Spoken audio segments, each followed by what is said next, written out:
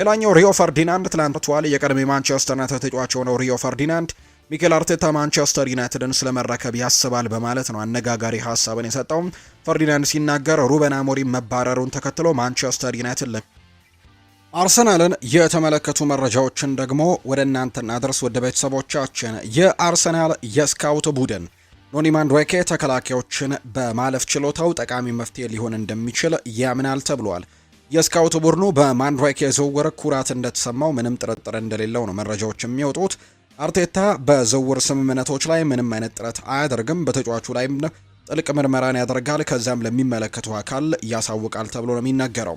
በማንዱዌኬ ጉዳይ አርቴታ ሳካን ምክር ጠይቆታል። ምክንያቱም ከልጅነታቸው ጀምሮ በአካዳሚ ትምህርት ቤትም ለመጀመሪያ ጊዜ ከተገናኙ በኋላ የቅርብ ትስስር ስለነበራቸው ሳካን ስለ ማንዱዌኬ በደንብ ጠይቆት ነበር። ሳካ አርሰናል ማንዱዌኬን በማስፈረሙ አመስግኗል ሲልም ነው መረጃው የወጣው።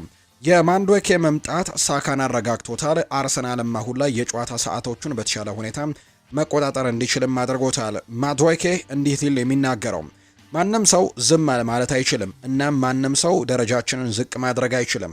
ሁላችንም ተጠያቂ እንሆናለን። ይህ ለኛ ጎልቶ የሚታይ ቡድን ለመሆንም ወሳኝ ነው ብዬ አስባለሁ። ለዚህም ነው ወደዚህ መምጣት የፈለግኩት ሲልም ጭምር ይናገራል። ኖኒ ማንዱዌኬ ጥሩ ብቃት ማሳየት እንዳለብን እያወቀን ይህ አይነት ደግሞ ጫናዎች ለሁላችንም እንዴት ጠቃሚ እንደሆኑ እንወያያለን። እስካሁን ድረስ በጣም ጥሩ ነበር። እናም እንደዚያው እንደሚቀጥል ተስፋ አደርጋለሁ። ሁላችንም ለአንዳችን እድገት አስተዋጽኦ እያደረግን ነው። ምርጥ ተጫዋቾችና በጥራት የተሞላ ቡድንም እንዳለን ጠንቅቀን እናውቃለንና አሁንም ያንን ነገር በደንብ ለማስቀጠልና ዋንጫዎችንም ለማሸነፍ ጠንክረን እየሰራን እንገኛለን ሲልም ጭምር ነው የተናገረው። ይህንን ሀሳብ የሰጠው ኖኒ ማንዱዌኬ ነው። እንግዲህ የተለያዩ ጉዳዮችን ነው በሀሳቡ ላይ ያነሳው። በዘንድሮው የውድድር ዓመት ዋንጫ ለማሸነፍም ትልቅ እድል እንዳላቸው ጭምር ነው የሚናገረው። በዚህ የውድድር ዘመን ጋብሪኤል ሄንዜ ወደ አርሰናል ቡድን መጨመሩ የቡድኑን ብቃት በከፍተኛ ደረጃ አሻሽሎታል ተብሏል። ጋብሪኤል ሄንዜ በቀድሞ ተጫዋችነቱ ጠንካራ እንዲሁ ደግሞ በማይስቅም አጨዋወቱ ይታወቅ የነበረ ሲሆን አሁን ደግሞ ይህንኑ ስነ ልቦናም በቡድን ውስጥ ደግሞ በተሳካ ሁኔታ ማስረጽም ችሏል የተባለው። በዚህ ምክንያትም አርሰናል አሁን ላይ እንደ ተጋጣሚ አቀራረብ የሚቀያየር ወይም ዳይናሚክ የሆነ የስልታዊ አጨዋወትንም እየተከታተለ ይገኛል።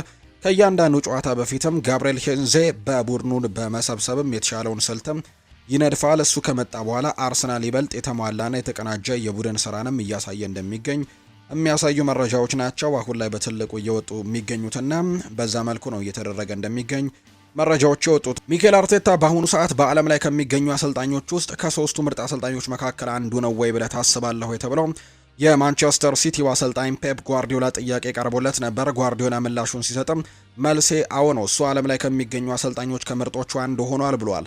ፔፕ ጓርዲዮላ ስለ ሚኬል አርቴታ ሲናገር ሚኬል አርቴታ የአርሰናል አሰልጣኝ ሆኖ ከአርሰናል ጋር ስራውን ሲጀምር የመጀመሪያው ሲዝን ለሱ ፈታኝና እጅግ በጣም ከባድ ነበር። እሱ ግን ጫናዎችን ተቋቁሞ ቡድኑን ዛሬ ለደረሰበት ደረጃም እንዲቀመጥም እሱ ብዙ ነገሮችንም ለውጧል።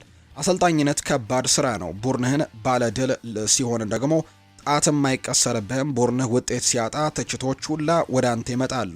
ይህ ምናልባትም ከስራው አልፈው ወደ ቤተሰብም ወደ ህይወትም ድረስ ዘልቀው ሊገቡ ይችላሉ። ያ ነገር ደግሞ በጣም ከባድ ያደርገዋል። የስራው አንድ አካል ነው። እኔም በብዙ ሰዎች አርሰናል እንዴት ከችግር አውጥቶ የዋንጫ ተፎካካሪ እንዳደረገውና በአርሰናል ቤትም ስለሰራው ስራ ሚኬል አርቴታን እንደ ትልቅ ምሳሌ አድርጌም ብዙ ጊዜ ተናግሬያለሁ ሲልም ነው የሚናገረው። ሚኬል አርቴታ በአንድ ጀንበር አርሰናልን አልለወጠውም። በጊዜ ሂደት ግን ቡድኑን በሚገርመው ሁኔታ በሁሉም ረገድ ለውጦታል። አስታውሳለሁ የመጀመሪያዎቹ ቆይታዎች አስቸጋሪ ነበሩ። ሰዎች እሱን መቃወምም ጀምረው ነበር። በብቃቱ ላይም ጥርጣሬ ይነሳ ነበር። እሱ ግን ምን መስራት እንዳለበት፣ ቡድኑን እንዴት መለወጥ እንደሚችል ያውቅ ነበር።